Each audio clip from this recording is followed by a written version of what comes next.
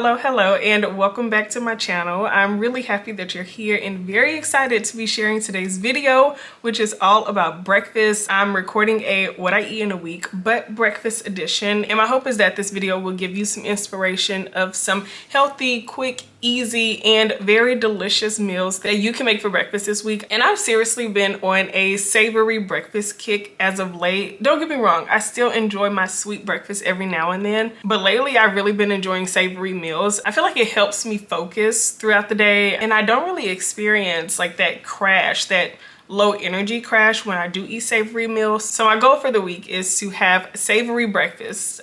That's my goal. Hopefully I can stick to it. I might throw in a sweet one every now and then, we'll see. But what I do really appreciate about savory breakfast is that I get to use up a ton of veggies, which is perfect because I just got my farmer's market delivery a couple days ago. So I have so many veggies that I need to use up, and I'll be able to use some of those veggies up in my breakfast. But without further ado, let's go ahead and get into what I'm enjoying for breakfast this week. So for breakfast this morning, I'm having my version of a high protein avocado toast. For this, I'm using some sourdough bread, avocado, extra firm tofu, lemon juice, garlic, and onion powder, as well as salt and black pepper. And if you're new here, sourdough bread is typically my go-to type of bread, unless I use some sort of whole grain bread. I really like it because it is a fermented bread, so it has a nice tang to it, and I typically will buy mine from either a local market or my local farmer's market. And while the bread was toasting, I moved on to make my tofu and avocado mash. If you've had tofu before or you cooked with it, you know it practically tastes like nothing. So you have to add stuff to it for some flavor. And between the avocado, the lemon juice, the salt and black pepper, as well as the garlic and onion powder that I add to this combination, I really like the taste. In the past, I would use edamame and avocado together, but I saw people online combining avocado and cottage cheese together, and I thought that tofu would be a really good alternative, and I'm so glad I tried it because this has been on repeat for me ever since. So to assemble, I just added the tofu and avocado mash on top of the toasted sourdough bread. I topped that with some spicy everything but the bagel seasoning, and then I drizzled it with some honey and added some microgreens on top as well. I try to eat some sort of fermented food just about every day, so I had some purple cabbage sauerkraut on the side along with some arugula. This was such a satisfying breakfast full of protein, fiber, and so many other nutrients that my body needs throughout the day. Good morning. So I decided that I wanted to make something like a scallion pancake, the Korean pancake that I've had it before at a restaurant, and it was so delicious. And for some reason, I woke up wanting to give that a try. Now, it won't be traditional by any means, mainly because I did look up some videos on how to actually make a traditional scallion pancake, and it's just a few more steps than I'm willing to take this morning. However, this meal is fully inspired by that. So the little twist that I'm going to be making to this is I'm going to be using my chickpea pancake batter as the batter for this pancake, and then for the veggies, I'm not only going to do scallions, so I have green onions, but I'm also going to be using some zucchini as well as carrots to just beef up the veggies in this breakfast. And then I saw a dipping sauce online, and I was like, oh, I actually have everything that I need to make this sauce. So I'm going to have a little sauce, which I think it has soy sauce, maple syrup, rice wine vinegar, as well as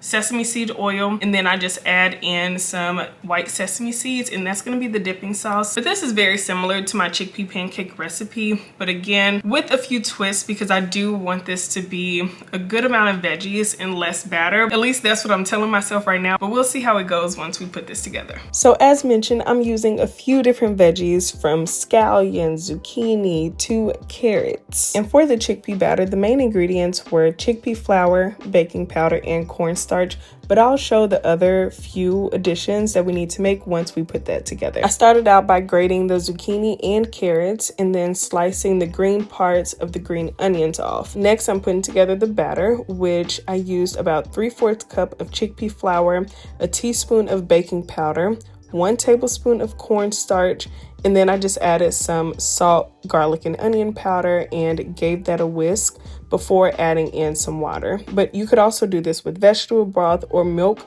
for a little extra flavor. I did let the batter sit for a little bit while I tried my best to squeeze out as much water as I could. I will honestly say that this step is key, especially if you don't cook the veggies first. If I had a mesh bag or a kitchen towel handy, I would have just used that to get even more water out, but I didn't. I just used my hands, which didn't get as much water out as I wanted, but it got the job done. After I got as much water out as I possibly could from those veggies, I added roughly about 1/3 cup of the chickpea batter to the veggies and then just mixed everything together really well just before adding it to a skillet, which I had some avocado oil heating up in. And I cooked it on both sides for about maybe a total of 6 minutes, so 3 minutes on each side. Really, I just wanted both sides to be as golden and gorgeous like this as possible. And while the other side of the pancake cooked, I worked on my sauce, which as mentioned was inspired by a recipe that I saw online and was a combination of soy sauce, rice vinegar, maple syrup, and sesame seeds. This meal was 10 out of 10, which really tells me once I make a traditional Korean pancake, that's just going to be 1,000 out of 10 because this was already good. So I know the traditional version is going to be even better.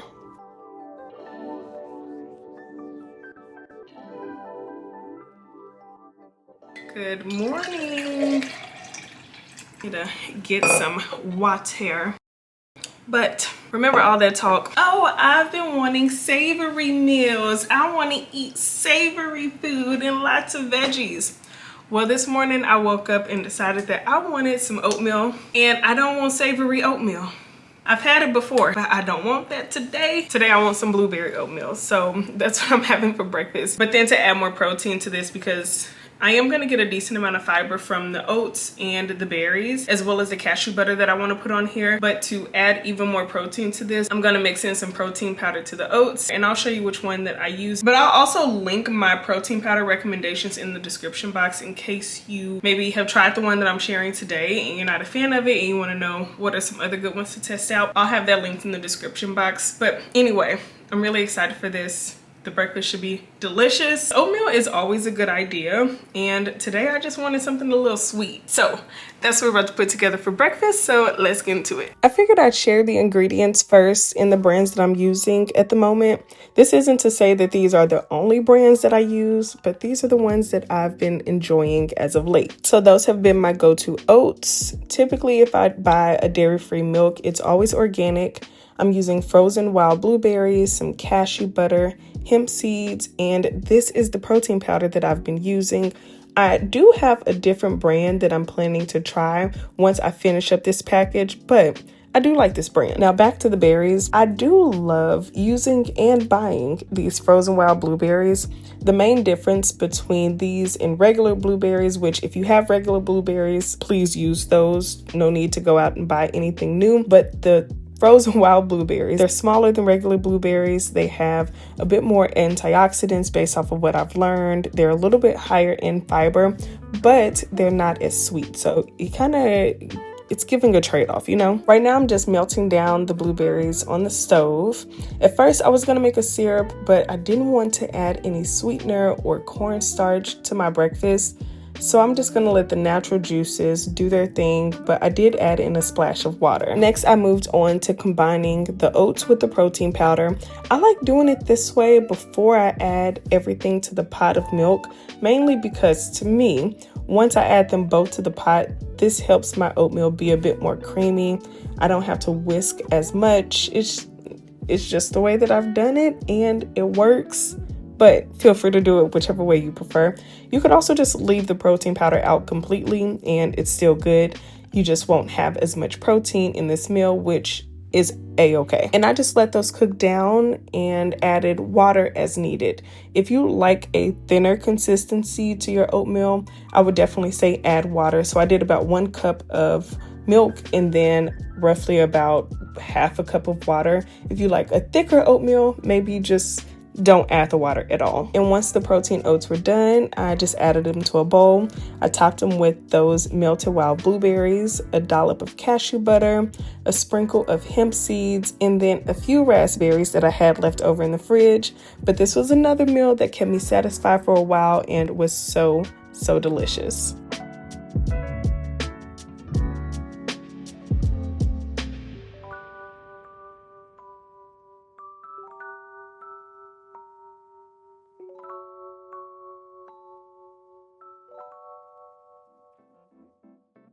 Up next is a breakfast hash, and for this I'm using a variety of veggies like potatoes, red bell peppers, carrots, zucchini, and yellow onion. And I'm starting out by making a good old faithful some fried potatoes and onions, but these are a little different than the ones that I grew up eating because I'm using a Japanese sweet potato, which are my current favorite potatoes to use. They're sweet and so soft.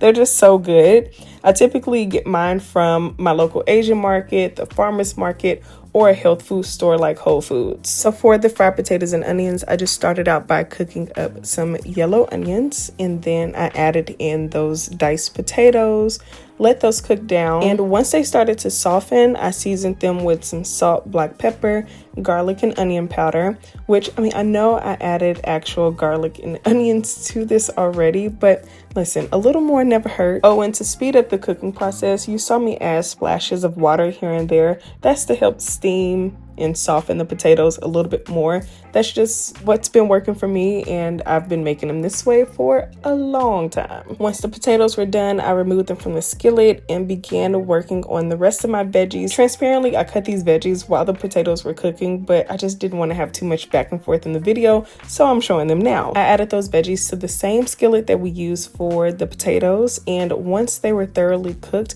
I decided at the last minute to add in some plant-based crumbles for some added protein.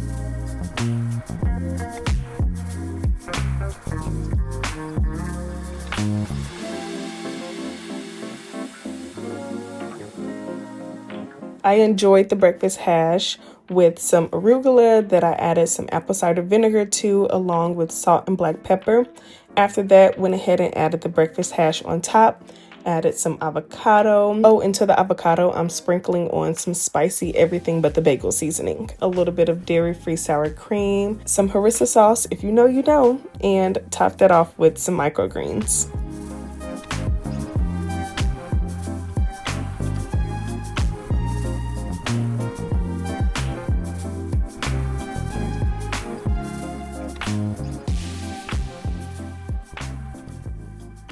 Okay, and the next morning before I headed out to the gym, I marinated some tempeh because I wanted to have some tempeh bacon. My bacon-inspired marinade consists of coconut aminos or soy sauce. I use nutritional yeast, liquid smoke, garlic and onion powder, maple syrup, smoked paprika, and tomato paste. Now, I don't cook with tempeh often, but I've been getting more into it. My go-to ways to enjoy tempeh have either been shredded tempeh tacos or this tempeh bacon, which I just thinly slice. And here I'm just putting together a marinade using the ingredients I shared a minute ago. I typically use this marinade on my tofu bacon, which is so good, okay? I have a whole YouTube video dedicated to making my tofu bacon. That's how good it is, and I'll have that linked in the description box in case you want to give it a try, or you could just search my name on here and then add tofu bacon and it should pop up.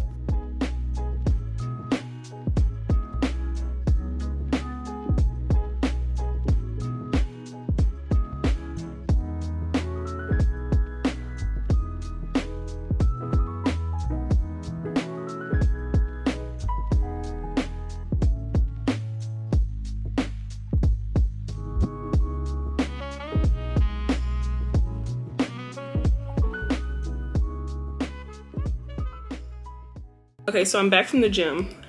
I was supposed to have breakfast already, but my workout was running into a meeting I had, so I had to like hurry up and get ready for that, have the meeting, do the anyway, I'm about to put breakfast together. As you saw, before I worked out this morning, I prepped that tempeh bacon, and so it's been marinating for a long time. So this is essentially brunch, maybe even lunch at this point. But anyway, I'm gonna put together a little breakfast plate. And so I want to have a variety. I'm the type of person, whenever I go to restaurants, I love a good sampler. I need a little taste of everything pretty much, and I will order more than one thing because I just want to enjoy more than one thing. And whenever I'm making a lunch plate, a breakfast plate, a snack plate, I feel like that satisfies that desire to have a little bit of everything. And so this breakfast plate is going to be just that. I'm going to have a little bit of everything on here. Fortunately, I will be using some fresh ingredients, so it's not going to take a lot, but I do want to make a tofu scramble to have with some toast. I have some fresh fruit in there that I want to add to the plate. I'm trying to think what else. Of course, the tempeh bacon will cook up, and then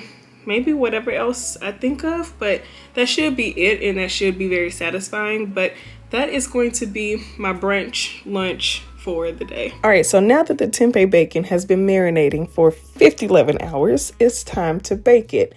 And I just added it to a greased baking sheet. I kind of poured some of that marinade on top of each piece, sprayed it with a little bit of oil, and then popped it in the oven for about 25-ish minutes on 400 degrees. And I did have to flip them halfway through. While those were in the oven, I moved on to making a small batch of tofu scramble, which honestly, I haven't made in a long time.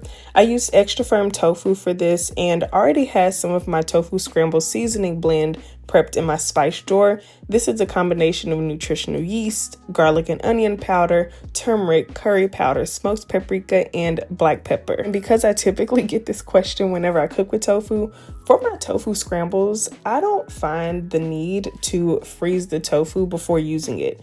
You definitely can if you prefer to do it that way, but for me, I never really feel the need to freeze my tofu specifically for tofu scrambles. But back to this. I started by crumbling and sauteing the tofu. I really just wanted to cook out most of the moisture that was in the tofu already.